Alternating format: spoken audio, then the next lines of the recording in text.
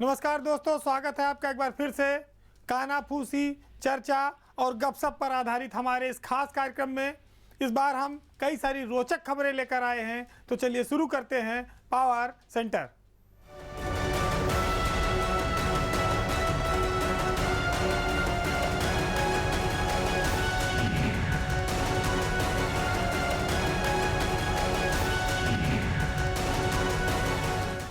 उत्तर प्रदेश में योगी पार्ट 1 हो या पार्ट 2 सरकार, एक बात हमेशा कॉमन रही जिसको लेकर खूब चर्चा होती है, वो ये है कि सरकार पर अफसरों का काफ़ी कंट्रोल है। अफसर मंत्रियों पर भारी पड़ते हैं, अफसर मंत्रियों की भी नहीं सुनते हैं। जब पिछली बार कोरोना आया था तब एक लेटर बम फूटा, जिसके बाद ब्रजेश पाठक चर्चा में आए। उस समय भी स्वास्थ्य विभाग में अपर मुख्य सचिव के पद पर अमित मोहन प्रसाद तैनात थे। सरकार बदल गई, योगी पार्ट 2 आ गई, ब्रजेश पाठक उप मुख्यमंत्री बन गए और संयोग से वो पूरे हेल्थ विभाग के मिनिस्टर भी। अब मंत्री बदल गया लेकिन प्रमुख सचिव आज भी वही है। आज इस खबर की चर्चा इसलिए कि एक लेटर बम और फूटा है। वो फूटा है, ये दर्शाता है कि मंत्रियों और प्रमुख सचिवों के बीच तनाव बरकरार है, उसमें कोई कमी नहीं आई है। लेकिन इस बार कोरोना की बजाय ये मामला तबादलों से जुड़ा हुआ है। उस चिट्ठी में यह था कि जो अफसरों के तबादले किए गए हैं उन तबादलों को किस आधार पर किया गया है, स्थानांतरण नीति का इन तबादलों में कितना पालन किया गया है और जो निर्धारित सीमा थी उसके भीतर क्या तबादले किए गए हैं, क्या क्या मापदंड हैं, इन सब पर उन्होंने अपने अपर मुख्य सचिव से जानकारी मांगी। ये चिट्ठी लीक हुई कैसे? क्योंकि बताते ये हैं कि उप मुख्यमंत्री ने चिट्ठी बुला के एसीएस के हाथों में दी थी, तब ये चिट्ठी फिर शासन से हो सकता है लीक हुई हो और सोशल मीडिया पे बॉन्डर बन गया। और हाल ये भी है तबादलों का कि जो मर गया उसका तबादला कर दिया गया। एक एक अस्पताल खाली कर दिए गए विशेषज्ञों से। महानगरों में तमाम जगह टोटा पड़ गया डॉक्टरों का, जहां से डॉक्टर हटाए गए वहां लाए नहीं गए। अफसरों की मनमानी सतह पर है और ये साफ दिखती है कि वो मंत्रियों और यहाँ तक कि डिप्टी सीएम तक को भी गच्चा देने में कोई मौका चूकते नहीं हैं। एक तो बहुत बड़ा विभाग है स्वास्थ्य विभाग, लाख कर्मचारी के ऊपर हैं। अगर वहाँ 2-4-5 हज़ार तबादला होगा तो इसको इतना मॉनिटर कर पाना किसी मंत्री के लिए आसान नहीं है। अब जो अधिकारी बैठे हैं वो इसी का फ़ायदा उठाते हैं। तबादलों की रेल में मृतक डॉक्टर, दंपत्ति नीति, विकलांगता, तमाम चीज़ों का ख्याल नहीं रखा गया। और प्रदेश की राजधानी लखनऊ का भी, जहाँ के अधिकतर अस्पताल खाली कर दिए गए, चाहे वो सिविल हो, लोक बंधु हो, बलरामपुर हो, कई सारे और डॉक्टरों को जो विशेषज्ञ थे, जहाँ 20-20 डॉक्टर हटाए गए वहाँ एक डॉक्टर लाया गया। जब पूरे प्रदेश से लोग लखनऊ में इलाज कराने आते हैं, डॉक्टरों की यहाँ विशेषज्ञ टीम होना जरूरी है। जब ऐसी टीम नहीं रहेगी तो स्वास्थ्य व्यवस्था राजधानी की अपने आप ध्वस्त हो जाएगी। बदनामी किसकी होगी? सरकार की होगी। आपको याद होगा कि पिछले सप्ताह दीपेंद्र सिंह, जिनकी मौत हो गई, जो चित्रकूट में तैनात थे, 5 साल से तबादला मांग रहे थे इलाहाबाद के लिए, उनकी डेथ के बाद उनकी 13वीं पर उनका तबादला आदेश उनके घर पहुंचा। एक बात और कि कर्मचारी कोई मर जाए, डॉक्टर मर जाए, शासन में बैठे हुए अफसर को इससे ज़्यादा फर्क नहीं पड़ता। ना उसके वो मौत पर घर जाता है, ना किसी को भेजता है, ना उसकी कोई बाध्यता है भेजने की और जाने की। लेकिन एक राजनीतिक आदमी के सामने कई सारी मजबूरियां होती हैं। ब्रजेश पाठक प्रयागराज दौरे पर गए, वहाँ वो डॉक्टर दीपेंद्र के परिजन जो हैं उनसे मिले, उनको ढांढस बंधाया। ये उनकी नैतिक जिम्मेदारी है। अब राजनीतिक लोग इसी तरह से नफ़ा और नुकसान खाते हैं, लेकिन ब्यूरोक्रेट्स, आईएएस अफसरों पर इसका ज़्यादा असर नहीं पड़ता। पिछले 4 साल से ज़्यादा समय से अमित मोहन प्रसाद इस विभाग के अपर मुख्य सचिव हैं। कोरोना आया, तमाम आलोचना हुई, सरकार बदली, उसके बाद भी वो इसी विभाग में जमे हैं। बाराबंकी के मृत डिप्टी सीएमओ सुधीर चंद्रा का तबादला फतेहपुर कर दिया गया और उस पर भी कोई कार्रवाई नहीं हुई। अब आप देखिए कि कोई एक विभाग सिर्फ बांध दिए, चूंकि ब्रजेश पाठक ने हिम्मत करके चिट्ठी लिख दी। तमाम ऐसे मंत्री हैं जो मन ममोस के बैठे हैं, बेइज्जती का डर है कि प्रमुख सचिव उनकी सुनता नहीं। अब ऐसे में वो करें तो क्या करें, सिफारिशें पूरे प्रदेश से हैं। अमित मोहन प्रसाद ने इन तबादलों में सचिव एन रविंद्र का साथ लिया, दोनों ने मिलकर अंधाधुंध तबादले कर डाले। हालांकि अमित मोहन प्रसाद ने मीडिया में बयान जारी किया कि जो तबादले हुए वो मंत्री के अनुमोदन से हुए। बात सही है, मंत्री ने अनुमोदन दिया, लेकिन हजारों तबादलों पर निगाह रख पाना किसी मंत्री के लिए एक महीने की कसरत से कम नहीं होगा।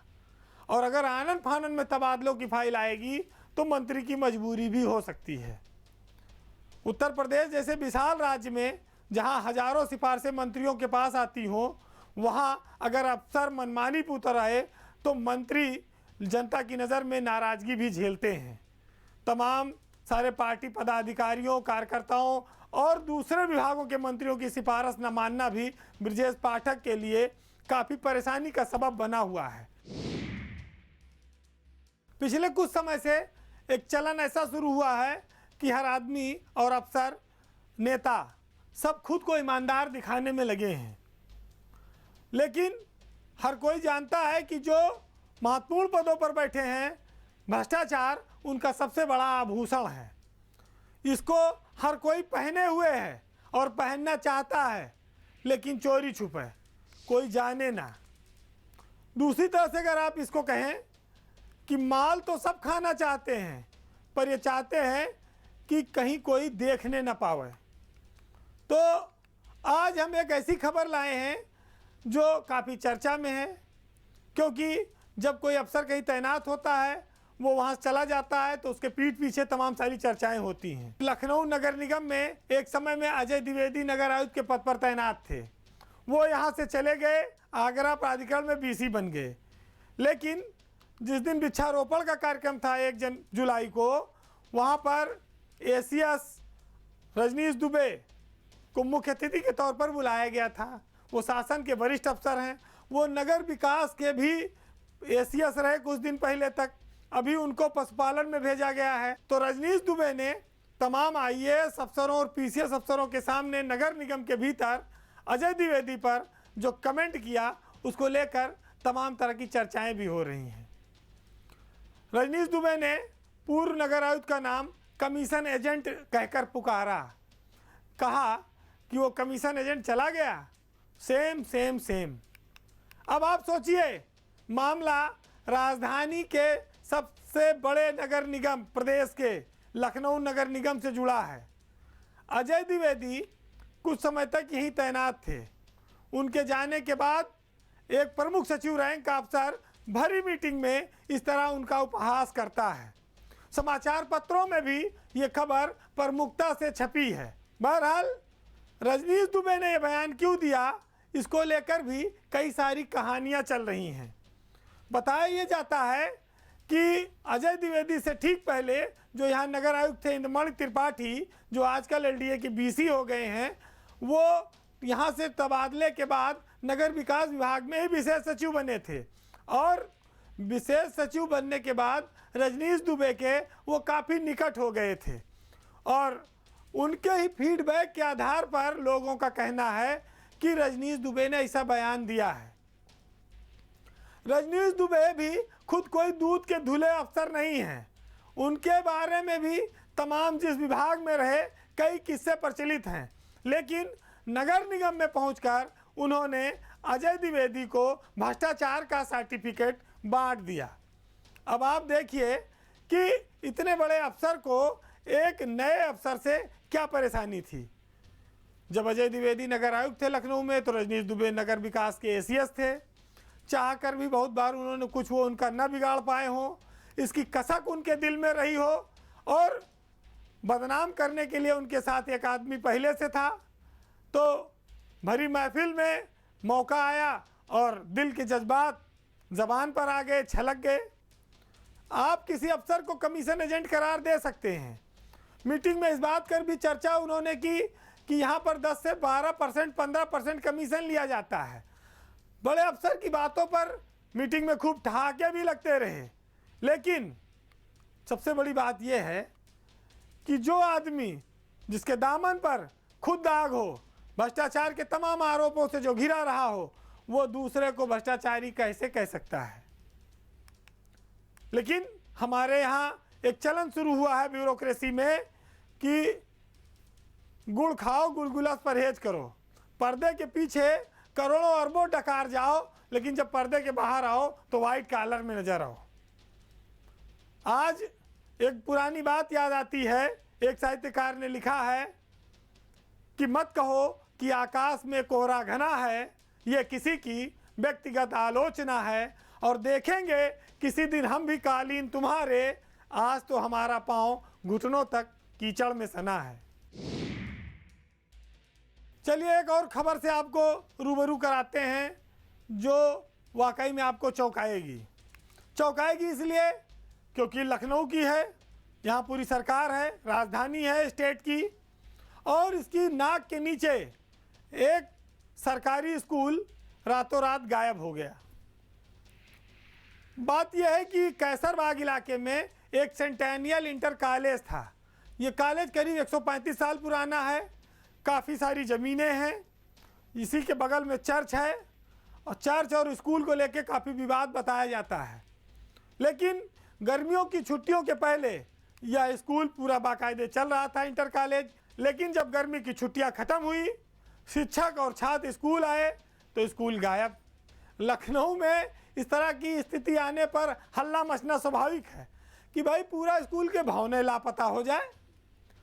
अच्छा, प्रिंसिपल भी कम जाबाज नहीं थे। राजीव डेविड ने भी ठान ली कि स्कूल की क्लास वो चलाएंगे और सड़क पे चलाएंगे। भरी गर्मी में दोपहरिया में सड़क पर क्लास लग गई, हंगामा मच गया, मीडिया से लेके हर तरफ। पता चला कि चर्च से जुड़े हुए दबंग लोगों ने स्कूल को अपनी बाउंड्री के भीतर मिला लिया 1 महीने के भीतर, जब वो बंद था। जिला अधिकारी, ये तो कहिए कि उनकी जानकारी में मामला आया, डीएम खुद पहुंचे वहां पर, सूरपाल गंगवार, तब जाकर मुकदमा दर्ज हो पाया। जबकि प्रिंसिपल ने कैसरबाग कोतवाली में काफ़ी पहले तहरीर दी थी, लेकिन कोई सुनवाई नहीं हो रही थी। एक और मामला आया वहाँ बलिया का, शिक्षकों की भरपूर लापरवाही का। यहाँ सुखपुरा प्राइमरी स्कूल में मास्टर साहब लोग चले गए घर और दरवाजे में एक स्कूल के बच्चे को बंद करके चले गए, भूल गए बच्चा स्कूल में बंद हो गया। ये तो गांव वालों ने जब शाम को बच्चे के रोने की आवाज़ सुनी, तब वो वहाँ से कुछ लोग गुजर रहे थे, चूँकि स्कूल गांव के बाहर था, तो उन लोगों ने स्कूल का ताला तोड़ा और ताला तोड़ के बच्चे का जो क्लासरूम में बंद था उसको निकाला गया। हैरत की बात यह है कि जो बच्चा गायब था उसके माँ बाप भी उसे इधर उधर ढूंढ रहे थे, उनकी भी निगाह उस स्कूल की ओर नहीं गई जहाँ बच्चा पढ़ने गया था, लेकिन बच्चा लौटा नहीं। तो 2 तरह के स्कूल चर्चा में हैं, एक लखनऊ में, एक बलिया में। और आप देखिए कि भूमाफिया सरकार से भी नहीं डरते, वो आंख दिखाने के लिए बड़े बड़े अफसरों के सामने भी आ जाते हैं। लेकिन डीएम लखनऊ सूरपाल गंगवार ने हिम्मत दिखाकर इन सबको अब एफआईआर करा दी, जिसके बाद इनकी बेईमानी पर शायद अब कुछ अंकुश लगे। यूपी की ब्यूरोक्रेसी में अचानक से एक बहुत मामूली सा परिवर्तन हुआ, लेकिन इस परिवर्तन को रिकॉर्ड किया गया। इस परिवर्तन के कई मायने हैं। ऐसी स्थिति में जब मंत्रियों और विभागों के प्रमुख सचिवों और एसीएस के बीच तालमेल का अभाव चल रहा है, मंत्रियों की स्थितियों को कमज़ोर माना जा रहा है, ब्यूरोक्रेसी मनमानी कर रही है, तब ये परिवर्तन इम्पॉर्टेंट है। परिवर्तन ये है कि बिजली विभाग में अपर मुख्य सचिव ऊर्जा के पद पर एम देवराज को हटाकर वहाँ पर अवनीश अवस्थी को चार्ज दिया गया है। अवनीश अवस्थी के पास यूपीडा और गृह विभाग जैसे बहुत बड़े बड़े महकमे पहले से हैं, लेकिन अचानक से ऐसा क्या हुआ कि एम देवराज को ऊर्जा में जिनके पास 7 चार्ज था उनको अपर मुख्य सचिव का चार्ज हटाना पड़ा। चर्चा इस बात की है कि एम देवराज मनमानियों के लिए प्रसिद्ध हो चुके हैं बिजली विभाग में, और यहाँ तक कि उनके जो मंत्री हैं अरविंद कुमार शर्मा से भी उनका तालमेल अच्छा नहीं है। इस वजह से सरकार पर दबाव था कि देवराज के हवाले पूरा बिजली विभाग करके इसका भट्ठा बैठाने से रोका जाए, क्योंकि जहाँ जाओ वहीं देवराज बैठे हैं, चाहे ऊपर चाहे नीचे। कोई फरियाद अगर एक जगह से रिजेक्ट हो गई तो फिर उसको 7 जगह पर सुनने वाला सिर्फ एक ही आदमी है। सरकार को भी शायद इस बात को महसूस हुआ।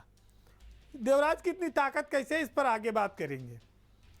अवनीश अवस्थी के अब ऊर्जा के सचिव के तौर पर पहुंच जाने से एसीएस के रूप में अब एक बैलेंस बनेगा। हालांकि अवनीश अवस्थी की नौकरी अगर देखा जाए तो 1 महीने ही बची है।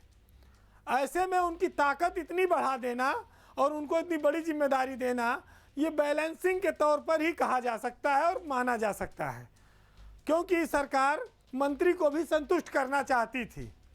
माना यह जा रहा है कि ऊर्जा मंत्री अरविंद शर्मा अब कम से कम 2 अफसरों की राय एक साथ ले सकेंगे, जहां पर एक के असंतुष्ट होने पर दूसरे की ओपिनियन मायने रखेगी। इसके बाद आप आइए कि एम देवराज ऊर्जा में इतने बड़े स्वयंभू खुदा कैसे बने हुए हैं।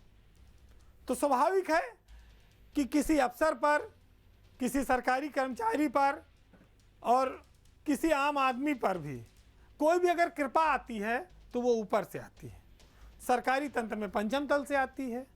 पंचम तल में भी एक ही देव हैं और वही नीचे वाले देवराज पर बिजली के उनकी कृपा चल रही है, और इसी वजह से देवराज डिस्काम में भी जिस एमडी को चाहते हैं वो रहता है, अन्यथा उसको यहाँ से वो भगा देते हैं। और माना यह जा रहा है कि देवराज के पास इस समय यस मैन अफसरों की एक लंबी लाइन है, जिसमें मध्यांचल के एमडी भवानी सिंह खंगारौत और पश्चिमांचल के एमडी शामिल हैं। ये एम देवराज के एक इशारे पर बड़े बड़े निर्णय कर देते हैं। अरविंद मलक्पा बंगारी भी उसी में से एक है। कर्नाटक, आंध्र प्रदेश, इस इलाके के अफसर, राजस्थान, ये सब एम देवराज की टीम के मेंबर हैं। बिजली विभाग की सारी शक्तियां वैसे चेयरमैन में हैं, एमडी में भी हैं, सीएमडी में ही हैं, लेकिन इसके बावजूद भी, ये पद हटने के बावजूद भी देवराज शक्तिशाली अफसर बने हुए हैं। ये जरूर है कि अवनीश अवस्थी भी सरकार के बेहद महत्वपूर्ण अफसरों में हैं। उनकी समझ बिजली विभाग में पहले रही है। वो यहाँ पर सीएमडी रह चुके हैं, ऊर्जा के बारे में वो काफ़ी कुछ जानते हैं, तो 1 महीने में ही वो काफ़ी कुछ परिवर्तन ला सकते हैं। आने वाले दिनों में हो सकता है कि एम देवराज को बिजली विभाग से रुखसत भी होना पड़े, कोई नया अफसर वहाँ आए। अब ये परिवर्तन मामूली है, लेकिन इसके संकेत बड़े हैं और आने वाले दिनों में इसका असर भी बड़ा दिखाई पड़ेगा।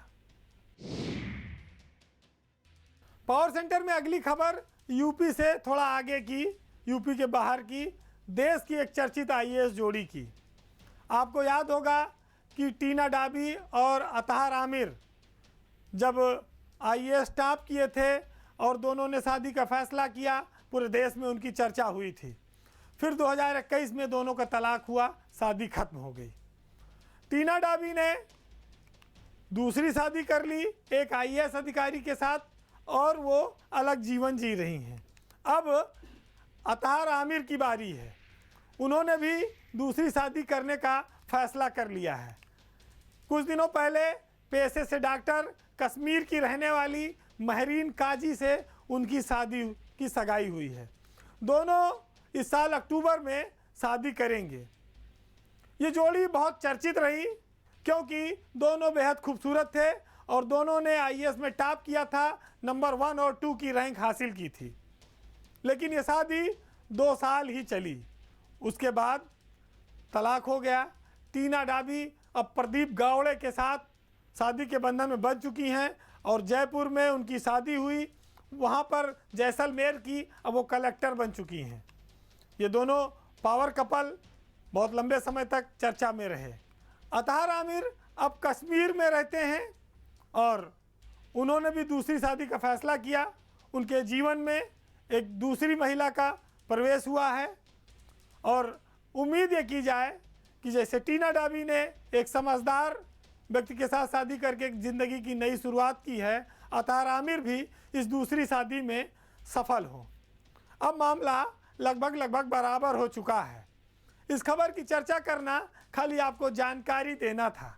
बहरहाल पावर सेंटर में अब वक्त है आपसे विदा लेने का, लेकिन जाते जाते आपको मंजर भोपाली साहब की इन कुछ लाइनों के साथ हम फिर छोड़ जाएंगे, जिसमें उन्होंने कहा है कि लोग ये समझते हैं कि मस्जिदों में रहती हैं उसकी रहमतें, लेकिन आंसुओं में रहती हैं, और रोज़ ये सब सिसकती हैं उन घरों की दीवारें, बेटियां बहुत दिन तक जिन घरों में रहती हैं, और हमको क्या डराएंगी दुश्मनों की तलवारें, हिम्मतें तो मर्दों की बाजुओं में रहती हैं।